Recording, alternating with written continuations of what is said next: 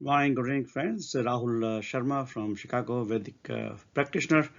You have been watching my video series. Today, I will be talking about the 21st video of my Vedic framework of personal, professional, and business success from the books of my Gurudev Pandit Shriram Sharma Acharya, Mata Bhagavati Devi Sharma, founder of All World Gayatri Parivar from Haridwar, India, from Wangmay number 33, the Shodas Sanskar Vivechan and Karamkand Bhaskar. The topic I will be covering in sequence of what I have already talked in previous week about the Sanskars, and today I will be talking about the Annprashan Sanskar. The Annprashan Sanskar is the first solid food intake for a baby child. And what is the significance of Annprashan Sanskar or food ceremony? Again, we need to go back to what I talked in previous videos about law of karma.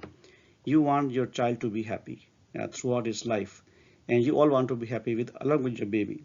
So your happiness is always directly linked with your action and the law of karma. And we talked in the past also, all your action are being controlled by your thoughts. So we need to watch our thoughts to get the control.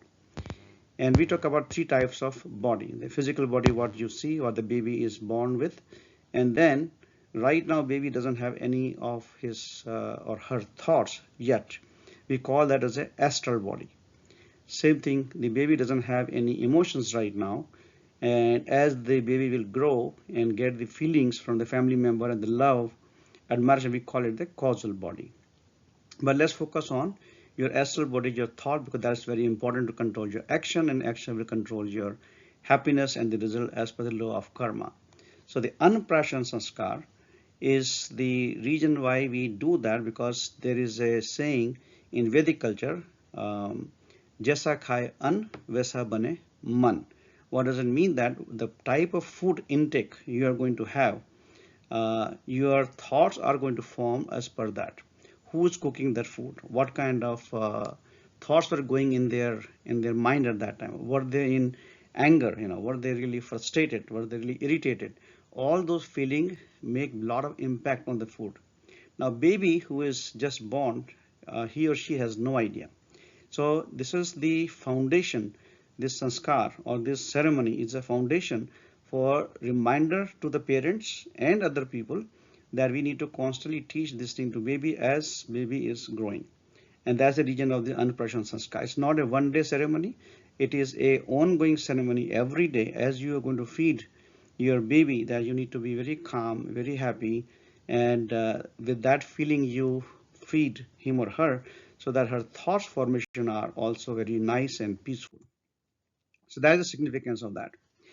Now, for Annprashan Sanskar is the foundation of the training your subconscious mind for watching the food source and the process of preparation. As I just mentioned to you, from where you're going to get the food. Are you going to get the food from organic source? Are you going to get this food from the genetically modified products? Are you getting the milk from our desi cow, or you're getting the milk from the cow which has been given a lot of hormones to give more milk so people can make more money? So those are the things you need to watch. And same thing without going into a dispute of vegetarian and non-vegetarian, just think about that. If somebody is preparing a food for you, maybe chicken or mutton, the way the animal is being killed, what kind of thoughts of fear, anxiety must be going into that animal mind? That is definitely going to come to formation of your thoughts, and that's the reason why we have very distinct culture about the vegetarianism versus this one. Well, let's focus on the Annprashan Sanskar. Now, if as you just talk about that, your astral body is all made of the thoughts, what you're going to eat, the food. So we watch your food quality in a very well. The sanskar is nothing but the refinement. Is the refinement is the process of the food to yagna. Yagna is nothing but the fire. When we submit something to the fire with the mantras, with the Vedic mantras, then it becomes refined and it becomes like a prasad. Prasad, the offering which you can even offer to the God, okay, which always look for the purest thing. And that's the reason why we need to focus on the refinement of the food before we are offering. In Vedic culture, there is the word known as Bali Veshya. The Bali Veshya is nothing but before you um, feed the food to the family member, okay, you always need to first offer a small portion of the food into the fire as an ahuti, and then you offer to the pets available nearby you. Maybe you have dogs, you have cows or birds, and the people who are poor, who doesn't even have a one-time food for the day. You first think about them, you offer them. That is the process of the Bali Vishya, or offering the food to the fire, or the Annprashan Sanskar. So whenever we are offering something to ourselves, our children, we need to pay attention to that. So not only this Annprashan Sanskar is a ceremony for your newly born baby, but also for us to remind every single time. Child will not remember any ritual what we have done, but this is our responsibility to tell him the details and the analogy. Okay, so normally what is the process in our Vedic culture recommendation? Annprashan Sanskar should be done around 6 months. This is the first time when we are going to do the solid food intake. So make sure that you're not giving them the package or the processed food in the bottles which are available these days, or you're not giving them something like, which is not going to have the right thoughts.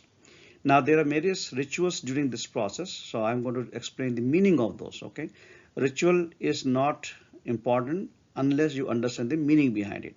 The first ritual we do during Annprashan Sanskar is the Tuladan. Tuladan is nothing but on a weighing scale, you are going to weigh the weight of the baby, and as per that weight, you donate that kind of food to others. The lessons learned not only that day is the foundation for, you know, instilling that teaching for yourself and your baby, but in future also, you always make sure that every single month you are donating food equal to your weight. You feed birds, you feed cows, you feed your pets, you feed poor, whatever you can do, you always do that. And if you don't have time to physically go and feed them, then equivalent of that money you can donate to people who are serving the poor people or the animals with the food. So that's the Tuladan. The second process of what we do is we get the silver spoon, and with the silver spoon we normally take little honey and we feed the food with the silver spoon. Why silver was being used?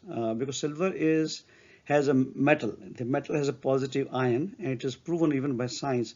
It is self-sterilizing metal. That means the purity is very important when you are cooking the food, or when you're eating the food, or when you're feeding a food. I know we have a tendency to feed by hand, which is fine because there were no utensils at that time in 4,000 years ago. But now the lesson to be learned here is make sure your hands are completely washed with hot water and soap multiple times before you even touch any food articles. Why you see in restaurants in countries they wear a cap on the hat so that the hair cannot fall in the food item. So basically hygiene, sterilization of the equipment you're going to use to cook the food, and the way you offer the food, it should always be make sure very clean so that it really going to make impact on your body and you will be disease free. These are some of the two of the ceremonies. Now the third ceremony is we call it Yajna Vista food. Yajna Vista food is we offer the food first to the Havan. Havan is nothing but Yajna fire before we feed to the child. And again, the region is very simple. I am going to have a separate videos on a series of Yajna, but for today, just understand. Anything offered to the fire, it atomizes its content to the molecular or atomic level, and then it is spread to the environment with the air and with the cloud and with the rain to reach millions of species through the air, cloud, and rain combination. This is a separate subject to be discussed later on, but lesson to learn is when child will become adult and earn from his own efforts, he must always consider taking care of others, the old parents, the family member, the underprivileged people. And that's the teaching is not going to be remembered by just one day of ritual or ceremony. You have to constantly instill this feeling of Yajna Vista food. Before we eat, we need to offer to somebody else. We need to keep aside a small portion of that, either in terms of money or in terms of food, so other people can also live on your income and efforts. Then we do the Kheer, Prashant. Kheer is the dessert which we all know that's made out of rice, milk, and some other dry foods. And the kheer is the first food we offer as a solid food to the baby. That's the first food. Why we do that? Because it's easily digestible and is a sattvic food, forms of a healthy body and happy and sharp thoughts. What is the lesson to learn? Again, teach the right habit for the healthy food, avoid frozen food, avoid finely processed food. I know children love pizza and pasta. Nothing wrong in it as long as you are making sure they have the healthy nutrition in it and it is being processed with the yajna vist ceremony in the mind. Okay, so this is all about the Annprashan Sanskar. Some other thing which I want you to always remember as an action item. Understand the true significance of all rituals. Don't make it a one-day ritual, make it everyday ritual for you to understand how to offer the food to your baby with the right thought, with the happy heart, and without any irritation, without any anger, and the sattvic food only. That will be my recommendation. And as I discussed, select organic, sattvic, digestible ingredients for the food preparation. Cook fresh food with fresh mindset when you are not irritated, tired, or in anger, and offer the food to others, elders, people, animals, before you eat anything. That's a good habit to inculcate. Eat in limitation and only when we are hungry. Okay, and again, I have given you an example of Dr. Dikshit lifestyle. You should eat only twice a day, but when it comes to baby, yes, keep feeding as per the doctor's recommendation. Don't overfeed it, because once you go overweight, it's very difficult to get the weight down. And this action item is not only for the baby, but for all of us as adults. If you don't remember when your Annprashan Sanskar was done or not, this is the time you refresh your Annprashan Sanskar and start following that. Okay.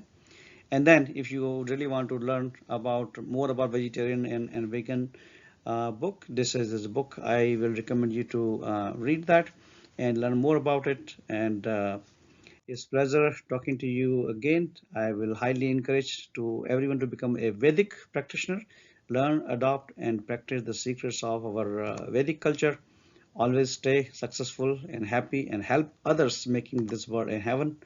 And don't forget to watch my next video next Saturday. Thank you, everyone.